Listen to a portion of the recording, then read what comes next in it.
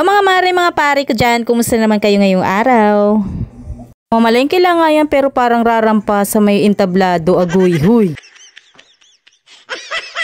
Yan na nga yan at minsan lang tayo magmaganda mga mare, diba? Uy. Thank you na naman nga kami ni Dada Jules. Ito nga bumili ako ng giniling na malakit na gagamitin nga sa ating sapin-sapin. At etong sesame seed na ginagamit naman sa palitaw. 2 kilo ng giniling na malakit yung binili ko. 80 pesos per kilo. So sa 2 kilo, 160 pesos plus nagpasabay pa pala ako ng keso. 112 pala yung bili ko. Tapos meron pa pala yung mantika pa. At pagkatapos namin yan, pumunta na nga kami agad-agad dito sa Pure Gold para mamili nitong Coco Mama Gata. At yun lang mga mare, tumaas na nga yung presyo. Dating 28 pesos ngayon nasa 33 plus pesos na siya. Naging struggle sa atin kapag tumataas na naman nga yung presyo, pero hindi naman natin ito mapipigilan kaya wala tayong magagawa kundi magtuloy-tuloy lang. 6 na piraso lang pala yung kinuha ko nitong 200 ml na Coco Mama Gata kasi may mas malaki pa dito mga mare. At eto nga, nagsabay na rin ako ng pork cubes. Ko kasi napaubos na rin yung stock natin ng pork cubes kaya buti na lang naalala ko. Pumunta naman nga ako para maghanap nitong evaporada na ginagamit ko. Yung jersey pala mga mare na kulay red, yan nga, at buti na lang hindi nagbago ng presyo.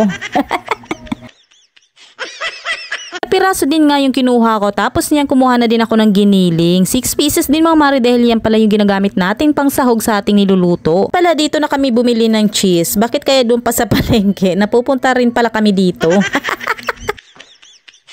Tapos nga yan mga mare, nagbayad na rin nga ako dito sa counter at bale na sa 700 plus lang yung binayaran ko dahil konti lang naman yung pinamili ko. At pagkatapos ay umuwi na rin kami agad-agad. Prepare pa kasi ako mga mare dahil may kadate ako ngayong araw kaya umuwi na kami agad. Ang kadate ko mga mare si Jayla, nilabas ko din nga para may oras din naman ako sa kanya kahit pa minsan-minsan nga lang naman mga mare kapag may time. Si ate pala hindi namin kasama dahil may school nga siya ngayong araw. Tapos palibot-libot lang nga siya dyan kung saan-saan kaya hindi na nga ako naguhulog ng token kasi hindi naman siya napipermi sa isang laruan lang dyan na pwedeng laruan. Palipat-lipat nga siya kaya ayan. Mabilisan lang nga kami mga mare dahil alam ko nga na gusto niya ng matulog at sabi ko nga ay magpapakarga na to. Kaya namin mga mare doon sa may Jollibee ay may nag-smile nga sa akin isang magandang babae. Hindi ko naman siya kilala mga mare kaya in-smile lang ko din siya. Sip ko na lang mga mare na baka nagandahan nga sa headband na suot ko dahil nagmatchy-matchy nga sa mga dress na sinuot ko ay sa damit na sinuot ko na may pagka-denim. Ay ang kapal, wala lang mga mare, yun lang talaga yung naisip ko kaya sinishare ko din sa inyo. Pagkatapos pala namin kumain doon lang sa may Shakey's ay ayan nga tinake-outan din namin si ate ng donut. Tapos nga yan ay umuwi na kami kaagad dahil yun nga nagsimula na nga siyang umiyak to si Jaylan. Din nga namin ay nilinisan at pinunasan ko nga itong divider dahil medyo madumi-dumi na nga. Tagal na nga nito mga mare sa aming divider kaya masasabi ko talaga na matibay. Talas nga na pinapatong ko dito